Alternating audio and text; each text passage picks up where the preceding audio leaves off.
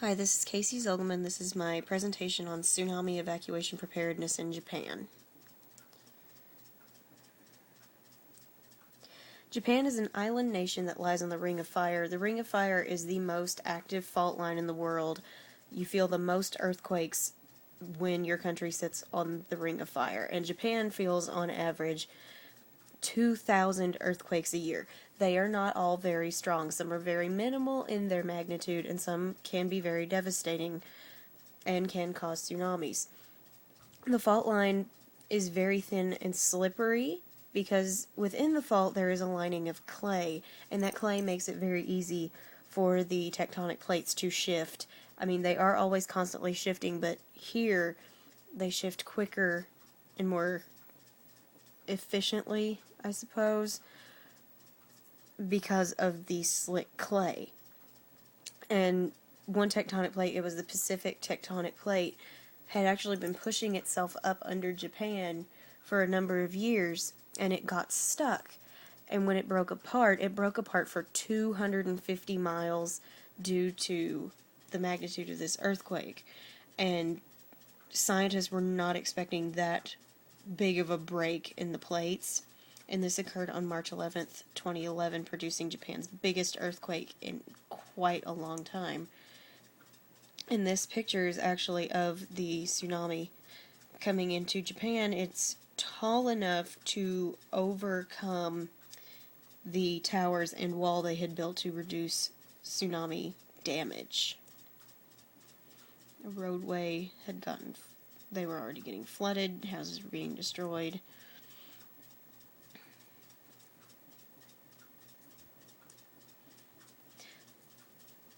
On March 11th, 2011, there was a magnitude 9 earthquake that hit Japan, and it triggered a devastating tsunami. Magnitude 9 is a very dangerous magnitude to be hitting with an earthquake. It can cause massive damage to buildings and roadways and just the land in general. There was about a 1-minute warning before it occurred, and it lasted about 6 minutes. 6 minutes is enough to do incredible damage, and in this case, begin a massive tsunami. And the tsunami waves reached up to 39 meters, 120 feet, if you will, in height, surpassing the height of the tsunami towers and wall used to prevent extreme damage from the waves, like I said a minute ago. And actually, off the coast, a whirlpool had formed, wrecking boats, wrecking underwater habitats where animals and fish were. It was a very powerful whirlpool that came with this incredibly powerful tsunami. And in addition, the Fukushima Daiichi nuclear power plant was not prepared for a tsunami of this size. It had been built to be earthquake resistant, as many buildings in Japan had been since they feel them so often, but the tsunami actually caused a level 7 meltdown when the waves hit the plant, and it sprung a leak. The nuclear radiation actually began to leak into the waters flooding in Japan, creating a radioactive water flow. The aftermath actually was very devastating. The death toll as of April 2015 was 15,891 people, and over 2,500 people are still reported missing, and this has been 5 years since then. Debris is still washing up on United States coast, and other areas of the world are also finding debris washing up on their coastlines. Radioactive water from the Fukushima Daiichi plant is still flowing into the Pacific Ocean today, polluting it. The Earth's axis was actually shifted during the massive quake and aftershocks, and seismic waves from the ocean actually sped up the Willands ice stream in Antarctica. And sadly, at the Midway Atoll National Wildlife Refuge, over 110,000 seabirds that had been nesting there were killed due to a 5-foot wave caused by seismic activity. And Japan's main island, Honshu, was moved eastward by about 8 feet due to the magnitude of the earthquake. Some of the devastation was incredible. There were still buildings standing but many were just reduced to rubble. I mean, it was awful, and streets were flooding, people were trying to evacuate. It just wasn't happening very easily. And actually, a boat had become lodged on a house. If that proves how powerful these waves really were, to take a boat of this size and lodge it on the roof of a house in the middle of a city. The response to March 11, 2011, Japan's meteorological agency was heavily criticized for issuing a warning for a smaller tsunami than the one that actually occurred. So what they had predicted was much smaller in size than the actual tsunami that had hit Japan. Evacuation and safety preparedness plans were immediately to be revised and reevaluated. And the goals of these evacuation procedures, the goal of an evacuation plan is to prepare citizens in their communities for natural disasters and where to go if or when one occurs. In Japan, evacuation plans have a long-standing history due to the country's location on the Ring of Fire. Evacuation plans have to be in place here. They are always feeling earthquakes. They never know when a big one may hit. They have a good warning system, but it can still happen at any time, and you need a plan to get somewhere. The content of these evacuation procedures are enormous in mass amounts of statistics and data from previous patterns of earthquakes and tsunamis.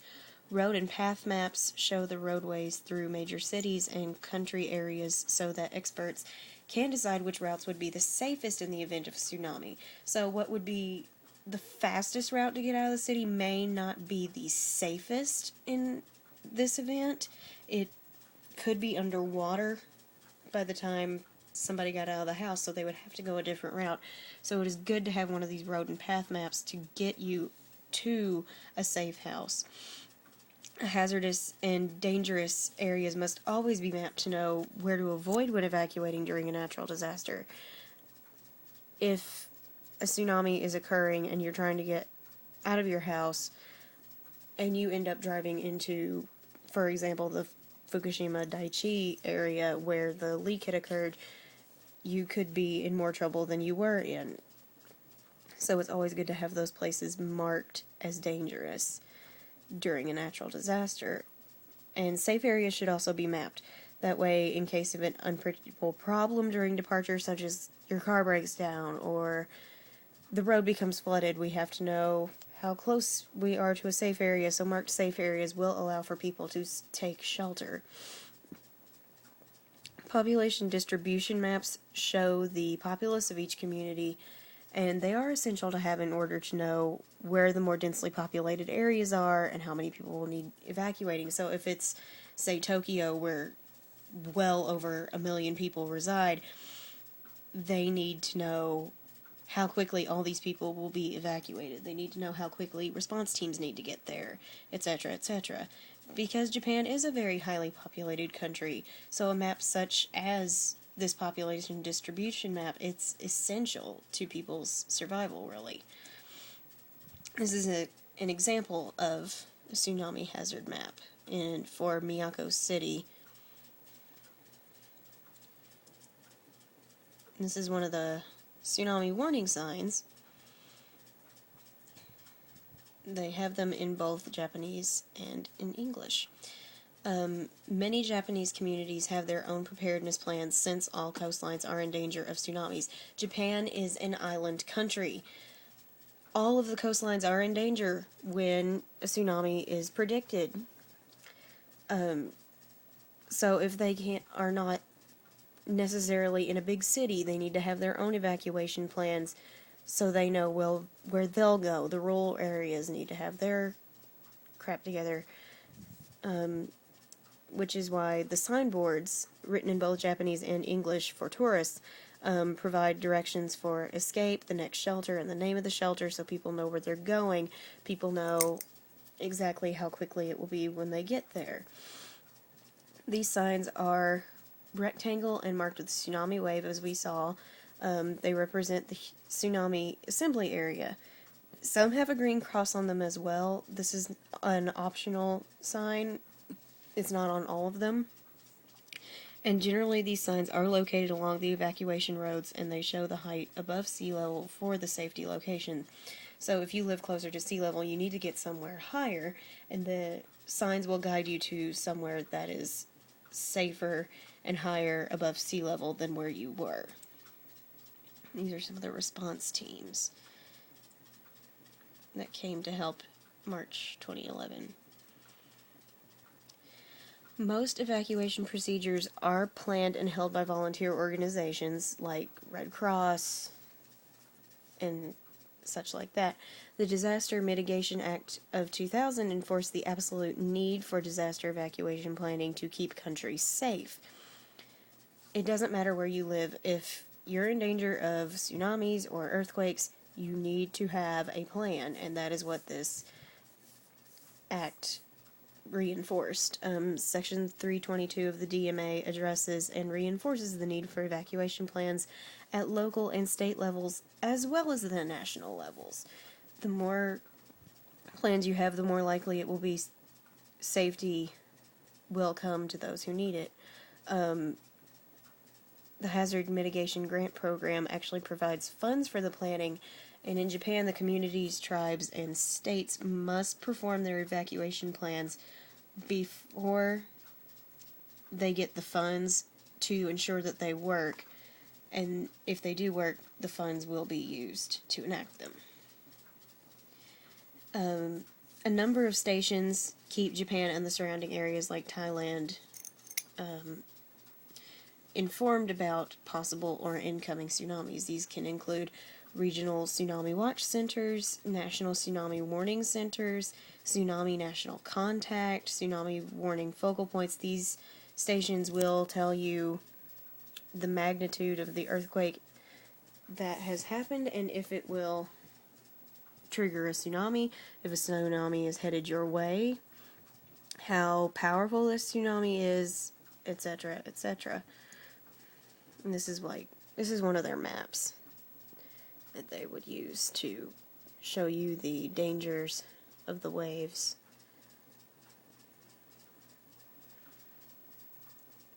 Scientists who work in the tsunami monitoring stations alert the country when a tsunami is coming. These warnings do come in advance so the population has time to evacuate their homes and get to their designated safety shelter. They're at least several minutes in advance, if not an hour in advance of the tsunami. However, tsunamis, they do pop up rather quickly after an earthquake occurs, well, a powerful earthquake, like the magnitude 9 of March 11th, 2011. With the necessary evacuation roadmaps, those in danger can make it to their designated safety area if they follow procedures. Those of whom who think they can get there quicker by using a different route can endanger their lives by doing so. Now, will these evacuation procedures work? Nothing is ever 100%. Nature's a tricky thing, and no one can ever predict exactly what will happen at any given time. There can be predictions and forecasts, but when it's actually upon you, it's not always a certain thing. With evacuation plans in effect for the Japanese, they can be prepared for the worst.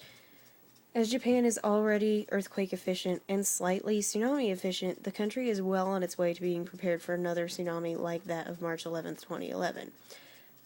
With the experience under their belts, they can improve things like their towers and their wall to prevent tsunamis from entering the city at a very large magnitude. They can reconstruct these and possibly reinforce them and make them taller and stronger against these types of waves. With proper practice and warning, Japan will be ready for another disaster. We pray that they won't have another disaster anytime soon, as they did have another tsunami in 2015. It was not as devastating as the one that took place in 2011, but it did cause quite a bit of damage to the country and the populace, and people lost their homes, people lost their lives, many are still missing again, and these are the works that I cited they helped me learn about this project. So, that's the end. Thank you very much for your time.